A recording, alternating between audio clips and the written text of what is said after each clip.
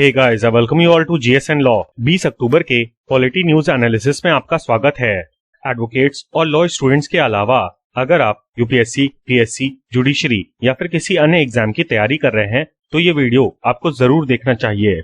बात करें आज के टॉपिक्स की तो सबसे पहले पॉलिटी इश्यूज में हम जानेंगे न्यू स्टार्ट ट्रीटी के बारे में। इसके बाद ऑनरेबल सुप्रीम कोर्ट ने नेचुरल जस्टिस पे क्या कहा, इसको समझने की कोशिश करेंगे। और लास्टली गवर्नमेंट ट्रैकर में हम जानेंगे कला संस्कृति विकास योजना के बारे में। अब देखिए, न्यूज में आया कि रशिया के प्रेसिडेंट व्लादिमीर पुतिन ने 1 ईयर एक्सटेंशन का प्रपोजल रखा है फॉर न्यू स्टार्ट ट्रीटी। अब ये जो प्रपोजल है ये बिना किसी कंडीशंस के है और ये one of the major nuclear arms reduction का एक अकॉर्ड है बिटवीन रशिया एंड यूएसए।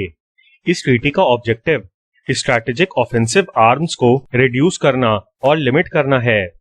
अब देखिए, 5 फरवरी 2011 को ये ट्रीटी फोर्स में आई थी। इसके पहले स्टार्ट फ्रेमवर्क 1991 में साइन किया गया था between both the countries at the end of the last cold war.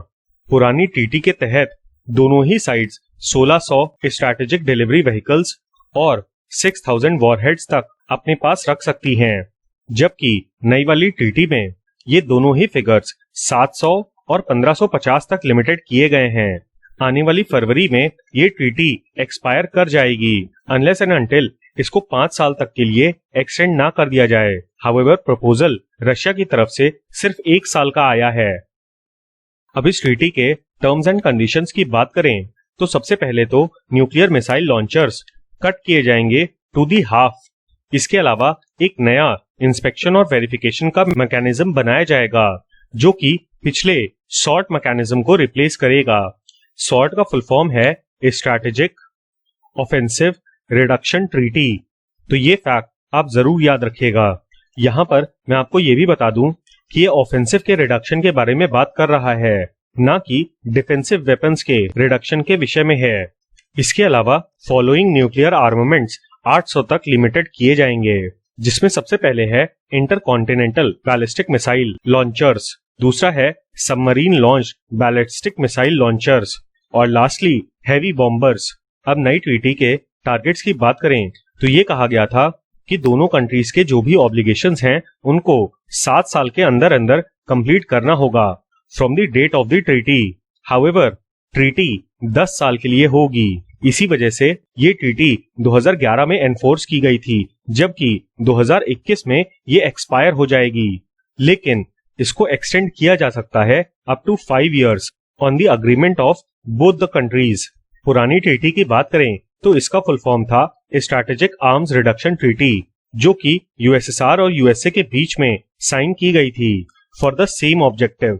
इसको 2011 वाली ट्रीटी के 20 साल पहले साइन किया गया था इन 1991 और ये 1994 में एनफोर्स की गई थी। हाउएवर 5 दिसंबर 2009 को स्टार्ट 1 ट्रीटी एक्सपायर कर गई। अच्छा, यूएसए और रशिया के बीच में एक और ट्रीटी है intermediate range nuclear force treaty. Start treaty cold war के बाद साइन की गई थी, जबकि आईएनएफ ट्रीटी कोल्ड वॉर के ही समय पर साइन की गई थी इन द ईयर 1987। यहाँ पर दोनों ही नेशंस ने मीडियम रेंज और इंटरमीडिएट रेंज की मिसाइल्स पे लिमिट लगाने की बात की थी, लेकिन हाल ही में 2 अगस्त 2019 को यूनाइटेड स्टेट्स ने इस ट्रीटी पे से विड्रॉ कर लिया। अब देखिए, नैसर्गिक न्याय या फिर नेचुरल जस्टिस किसी भी एग्जाम के लिए काफी ज्यादा इंपॉर्टेंट है। इसके ऊपर ऑनरेबल सुप्रीम कोर्ट ने 16/10/2020 को state of UP versus Sudhir Kumar Singh के केस में अपने व्यूज रखे। यहाँ पर मैं आपको बता दूं कि ये ऑनरेबल सुप्रीम कोर्ट की 3 जजेस की बेंच थी। प्रेजेंट केस में जो मामला था वो टेंडर से रिलेटेड था।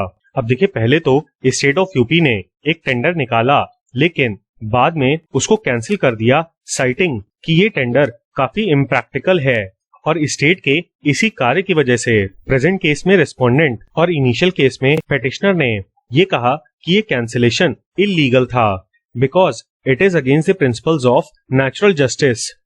अब देखिए, हमारे केस में कोर्ट ने कहा कि नेचुरल जस्टिस एक फ्लेक्सिबल टूल है जिससे जुडिशरी उन केसेस को सुन सकता है जिसमें ग्रेव इनजस्टिस हुआ हो। साथ ही कोर्ट ने यह भी कहा कि ऑर्डी ऑल्टम पार्टम वाला जो रूल है उसको अगर क्षति पहुंचाई गई है तो ये मान लिया जाएगा कि अदर पार्टी के खिलाफ प्रेजुडाइस एक्सरसाइज किया गया है। इसके अलावा कोर्ट ने ये भी कहा कि यदि किसी प्रोसीजरल या फिर सब्सटैंटिव लॉ में नैसर्गिक न्याय के सिद्धांतों को एम्बॉडी किया गया है तो उस स्टैट्यूट के अंदर या फिर लॉ के अंडर यदि कोई ऑर्डर पास हुआ है तो उसको हम इनवैलिड नहीं कह सकते।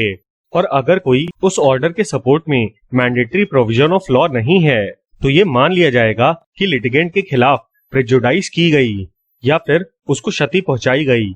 हाउएवर, अगर कोई व्यक्ति अपने खिलाफ केस को डिस्प्यूट नहीं करता है तो ये मान लिया जाएगा कि उसके खिलाफ नेचुरल जस्टिस के प्रिंसिपल्स का कोई भी ब्रीच नहीं हुआ है। अब ये जो तीसरा प्रिंसिपल है ये 3 कंडीशंस में फॉलो किया जा सकता है। एक तो एस्टॉपेल, इसका सिंपल सा अर्थ है जो वादा किया वो निभाना पड़ेगा। एक्विसेंस यानी कि आपने बिना प्रोटेस्ट के किसी भी चीज को एक्सेप्ट कर लिया। और तीसरा है वेवर, यानी कि अपने राइट्स को आपने वेव ऑफ कर दिया by the way of non challenge या फिर एडमिशन ऑफ फैक्ट्स। और ऐसे सभी केसेस में ये नहीं कहा जा सकता कि कंप्लेनेंट के खिलाफ कोई प्रेजुडाइस की गई हो। इसके अलावा कोर्ट ने यह भी कहा कि यदि किसी केस में किन्हीं फैक्ट्स को एडमिट कर लिया गया हो और उन फैक्ट्स का सिर्फ एक ही कंक्लूजन पॉसिबल हो तो उस केस में भी नैसर्गिक न्याय के सिद्धांतों का हनन नहीं माना जा सकता। हाउएवर, कोर्ट ने आगे ये भी कहा कि इन सब चीजों का कंक्लूजन कोर्ट के द्वारा ही निकाला जा सकता है और ना कि उस अथॉरिटी के द्वारा जिसने नेचुरल जस्टिस के प्रिंसिपल्स को डिनाई किया है। कोर्ट ने आगे चीजों को बैलेंस करने के लिए ये भी कहा कि प्रेजुडाइस में एप्रीहेंशन या फिर सस्पिशन इंक्लूड नहीं होगा, बल्कि कोई एक्ट ऐसा होना चाहिए जिससे लगे कि आपके खिलाफ अथॉरिटी ने प्रेजुडिस किया है और ऐसा प्रेजुडिस एक मैटर ऑफ फैक्ट होना चाहिए। इन्हीं सारे प्रिंसिपल्स को फॉलो करते हुए कोर्ट ने ये कहा कि रेस्पोंडेंट को पूरी तरीके से अंधेरे में रखा गया था regarding the cancellation of tender in his favour, और इसीलिए यहाँ पर ऑडी ऑल्ट्रम पार्ट्रम का सिद्धांत फॉलो नहीं हुआ, यानी कि दूसरी साइड को सुना ही नहीं गया और अथॉरिटीज ने बिना किसी प्रायर नोटिस के रेस्पोंडेंट का 1 साल का कॉन्ट्रैक्ट रद्द कर दिया।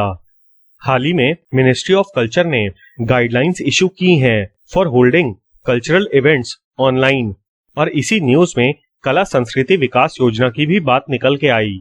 अब देखिए, ये जो योजना है ये वेरियस सब स्कीम्स को कवर करती है।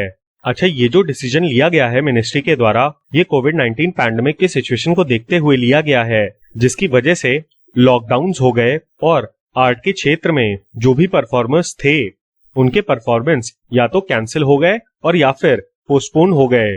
लेकिन अब जो गाइडलाइंस आई हैं उनके हिसाब से अब सारे आर्टिस्ट्स और इंस्टीट्यूशंस डिजिटल प्लेटफॉर्म्स के थ्रू अपनी सर्विसेज प्रोवाइड कर सकेंगे। इसके अलावा मिनिस्ट्री ने permission they the for conducting events in virtual mode. However, in guidelines का बेनिफिट लेने के लिए यूटिलाइजेशन सर्टिफिकेट सबमिट करना होगा विद द मिनिस्ट्री, और इसके तहत जो भी परफॉर्मेंस और टारगेट्स होंगे उनको इशू किया जाएगा। बात करें कला संस्कृति विकास योजना की तो ये कल्चरल मिनिस्ट्री की एक अम्ब्रेला स्कीम है जिसमें वेरियस कल्चरल ऑर्गेनाइजेशंस को प्रमोट किया जा रहा है by providing them financial assistance. फिलहाल के लिए इसमें कुछ चीजें कवर होंगी। For example, scheme of financial assistance for promotion of art and culture, scheme of financial assistance for creation of cultural infrastructure, और lastly scheme for safeguarding the intangible cultural heritage which aims to promote 13 intangible cultural heritages in India, जो कि UNESCO के द्वारा recognise की गई हैं। अब presently तो वो सारी स्कीम्स कवर हुई, हाउएवर KSVY में ये सारी स्कीम्स भी कवर होती हैं। एक तो है रेपेटरी ग्रांट, इसमें बैलेज, ड्रामास और ओपेराज रेगुलर इंटरवल्स पे परफॉर्म किए जाते हैं बाय अ कंपनी, और ऐसे परफॉर्मर्स को एप्रोप्रिएट ट्रेनिंग भी प्रोवाइड की जाती है। इसके अलावा एक और परियोजना है नेशनल प्रेजेंस की। इसके अंतर्गत नेशनल लेवल पे प्रोग्राम्स, फेस्टिवल्स और सेमिनार्स कंडक्ट किए जाएंगे for promotion of art and culture, और ये प्रोग्राम्स अब ऑनलाइन भी कंडक्ट हो सकते हैं। फिर है cultural function and production grant, जिसके अंतर्गत various academic activities like research, conference, seminars etcetera ये सब भी ऑनलाइन कंडक्ट कराए जा सकते हैं। इसके अलावा हिमालयन हेरिटेज के अंतर्गत जो फाइनेंशियल असिस्टेंस प्रोवाइड की जा रही है for the preservation and development of cultural heritage, उसके लिए भी स्टडी, रिसर्च और प्रिजर्वेशन की बात की गई है।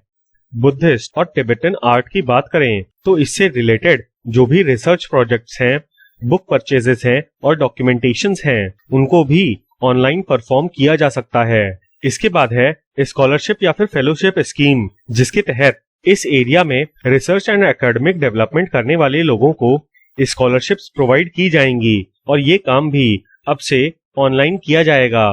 अब कला संस्कृति विकास योजना की बात करें तो ये मेनली गांधी हेरिटेज साइट्स को कवर करता है और साथ ही साथ national mission on monuments and antiques के साथ साथ नेशनल मिशन ऑन मैन्युस्क्रिप्ट्स भी ओवरसी करता है। गांधी हेरिटेज साइट मिशन की बात करें तो ये 2013 में लॉन्च हुआ था और इसके अंतर्गत 39 ऐसी साइट्स को रिकॉग्नाइज किया जाना था जो कि महात्मा गांधी के जीवन से जुड़ी हों। फिर है national mission on monuments and antiques. इसके अंतर्गत एक नेशनल रजिस्टर बनाया जाएगा जो कि हेरिटेज साइट्स की डेटाबेस का काम करेगा। नेशनल मिशन ऑन मैन्युस्क्रिप्ट्स की बात करें तो ये पूरे देश भर में मैन्युस्क्रिप्ट्स को सर्वे, लोकेट और कंजर्व करेगा। मतलब जो भी हमारी पुरानी किताबें हैं, ग्रंथ हैं, उनको सबको लोकेट करके कंजर्व किया जाएगा। तो ये था हमारा वीडियो पॉलिटी न्यूज एनालिसिस का। उम्मीद है कि आपको ये वीडियो पसंद आया होगा। इस वीडियो का PDF आपको हमारे टेलीग्राम चैनल पे मिल जाएगा। और हाँ, please don't forget to like, share and subscribe. Thank you. जय हिंद।